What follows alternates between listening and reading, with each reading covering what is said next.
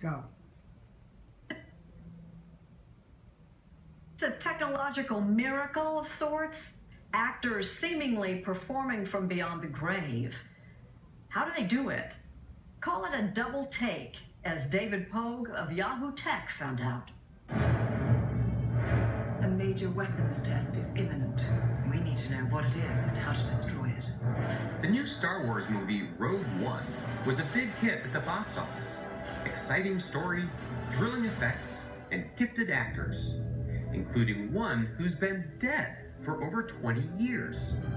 I will tell him that his patience with your misadventures has been rewarded with a weapon that will bring a swift end to the rebellion. That's right. There's British actor Peter Cushing reprising his role as Grand Moff Tarkin, even though he passed away in 1994. How did they do that? Actor Guy Henry performed the new scenes, and then the Oscar-nominated special effects engineers replaced his face with Peter Cushing's. The original plans for this station are kept there, are they not? And how did the computer know exactly what Peter Cushing's face looked like, down to the tiniest detail? That's where Paul Debevec comes in.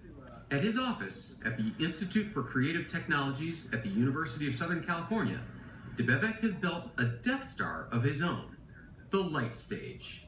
So we're currently surrounded by over 10,000 LEDs, and there's about 20 high-quality DSLR cameras. And we use a series of high-res photos from different angles to reconstruct a 3D model of your face. Over 100 famous actors have stood on this spot to be scanned for the movies, including Angelina Jolie, Tom Cruise, Brad Pitt, Sigourney Weaver, and Dwayne Johnson. Once an actor has been scanned into the light stage, engineers can digitally insert him or her into scenes, even if that actor is unavailable, much older or younger, or deceased. Perhaps you can leave without saying goodbye.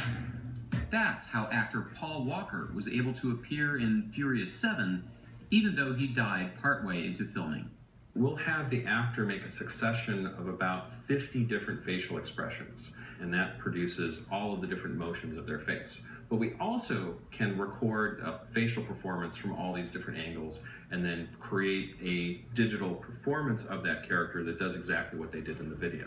The light stage might have cost several $1 million 10 years ago, but today you can build a person scanning setup with parts you pick up at the hardware store. Just ask Ari Shapiro.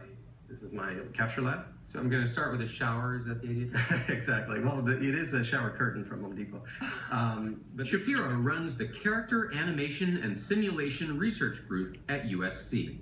He's been developing a human scanning system that uses 100 $20 cameras sewn into a shower curtain. Please remain still.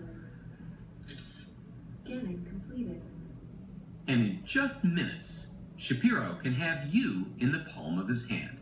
So it basically came up with this model of you as points and colors, right? And then we can do something like animate you, right? So. Oh, come on! But here's the thing. It's fine to create virtual clones of people as long as everybody knows it's for entertainment purposes. But how long will it be before someone tries to pass it off as reality?